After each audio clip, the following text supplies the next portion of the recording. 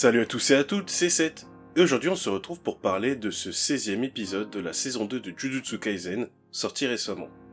Comme d'habitude, je vous préviens que je vais méchamment spoiler, donc si vous n'avez pas vu l'épisode, je vous invite à revenir une fois que ce sera fait. Bon, j'aimerais bien qu'on m'explique. Qu'est-ce qu'il se passe depuis 3-4 épisodes? Depuis la pépite qu'était le combat Itadori contre Choso, on a que des épisodes de fou. Le combat contre Dagon était dingue, voir Jogo toaster Nanami, Maki et Naobito était plutôt impressionnant, et le réveil de Sukuna était d'une malveillance sublime.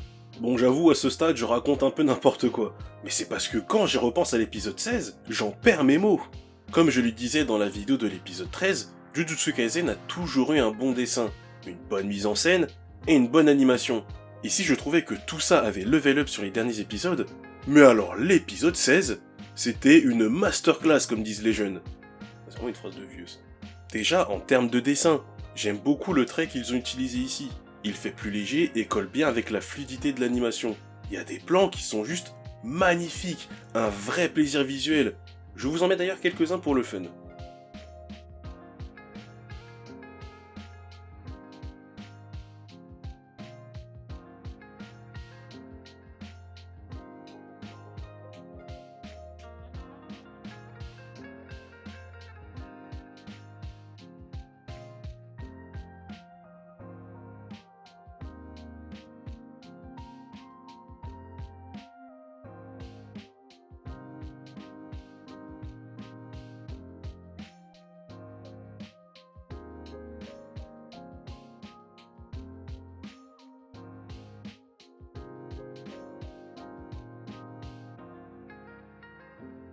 Bien que je sache ce qui allait se passer, la mise en scène a réussi à bien m'accrocher, et parfois même à me surprendre. Parce qu'il y a des passages qu'ils ont rallongés ou un peu modifiés si je dis pas de conneries, comme les deux affrontements majeurs de l'épisode. Dans le combat Megumi contre son padré dans le manga, Toji tente de l'embrocher une fois, il court, et arrive dans la ruelle où ils font leur dernier face-à-face. Tout ce que l'on peut voir dans l'animé entre les deux a été rajouté par le studio. L'échange de coups dans le bâtiment en travaux avec les lapins, le lancer de camions ou de plaques d'égout. Alors, d'un côté l'animation était juste incroyable et j'avoue que ces passages m'ont scotché dans mon siège, c'était intense. Mais en même temps, je ne sais pas si c'est une bonne chose de rajouter à ce point des trucs. Surtout que là, Toji montre une force et une vitesse bien supérieures à ce que j'ai pu voir dans le manga, ou du moins c'est l'impression que j'en ai. C'est cool de le voir lancer des voitures, chasser le lapin avec des cailloux, mais quand je relis le manga, j'ai vaguement l'impression que le Toji qu'on voit dans cet épisode est beaucoup plus fort. Pareil, dans le combat Sukuna contre Mont Fuji, de son petit nom Jogo, l'anime nous présente des scènes inédites et qui claquent fort, bien fort. Dans le manga, le combat se finit vraiment en un chapitre de 16 pages, et encore dans ces 16 pages, je compte celles où on voit Panda et Kusakabe, c'est-à-dire 5 ou 6 pages. Donc le combat se boucle plus ou moins sur une dizaine de pages. Mais j'avoue que contrairement à Toji, la puissance de Jogo ne me semble pas démesurée par rapport à son original. Les techniques qu'il utilise sont dévastatrices et je suis content de le voir aussi bien animé et donner tout ce qu'il a. On a vraiment l'impression de voir une catastrophe naturelle ambulante. Je sais que beaucoup de gens n'aiment pas spécialement Jogo et que pour beaucoup, Sukuna, Toji ou Gojo sont leurs personnages favoris. J'avoue que moi, ça irait plutôt vers Choso et Jogo. Et d'autres qui ne sont pas encore apparus dans l'animé. Je sais pas pourquoi, j'adore leur design. Du coup, je ne suis peut-être pas très objectif quand je dis qu'ils ont abusé sur la représentation de la puissance de Toji, alors que je trouve celle de Jogo légitime. C'est possible. J'ai vraiment surkiffé le plan où Jogo crée des mains de lave pour fracasser 2 buildings sur Sukuna. Le dessin était d'une qualité, je crois que j'ai repassé la scène au moins 4 fois. En vrai, je suis assez content parce que dans cet épisode et le précédent, les gens se rendent compte à quel point Jogo est un fléau puissant. Sukuna lui-même a félicité ses capacités, c'est pas rien. Et il les mérite ces félicitations parce que j'ai remarqué que beaucoup le pensaient faible sous prétexte qu'il avait perdu contre Gojo, mais j'ai jamais compris ceux qui pensent ça. On voit bien depuis le début de l'animé que Gojo est un véritable monstre. Il roule sur la majorité de son univers. C'est littéralement impossible de se servir de lui comme unité de mesure de puissance. Prenons Saitama de One Punch Man par exemple. C'est impossible de savoir si un personnage qu'il affronte est fort ou faible, parce qu'il a un niveau de puissance beaucoup trop élevé, l'écart est beaucoup trop grand. Et pourtant, pareil, je vois parfois des gens dire que tel ou tel personnage sont faibles parce qu'ils ont perdu contre Saitama. Et j'avoue que j'arrive pas à comprendre ce genre de comparaison. Voilà, j'avais juste besoin de le dire. Pour en revenir à l'épisode, je trouve vachement sympa et intéressant quand ils changent le format. Ils le font au moins 2 fois durant le combat contre Sukuna et ça donne un côté assez cinématographique aux séquences. Alors par contre, il y a un truc qu'ils n'ont pas gardé et que je trouve dommage.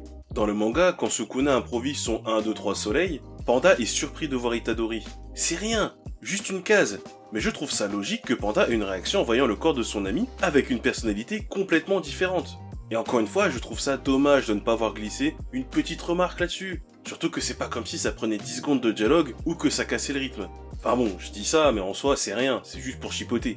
Je n'avais pas du tout fait gaffe que dans les premières apparitions de Kusakabe, il était doublé par Shinichiro Miki. J'étais assez content d'entendre sa voix, surtout que le mec avec les tétons en cœur dans le groupe de Geto est doublé par Sho Ayami. C'est probablement la deuxième fois que j'entends ces deux-là dans le même animé, corrigez-moi si je dis des conneries. Je vais vous afficher quelques personnages qu'ils ont doublés, que vous puissiez visualiser pourquoi je fais cette remarque.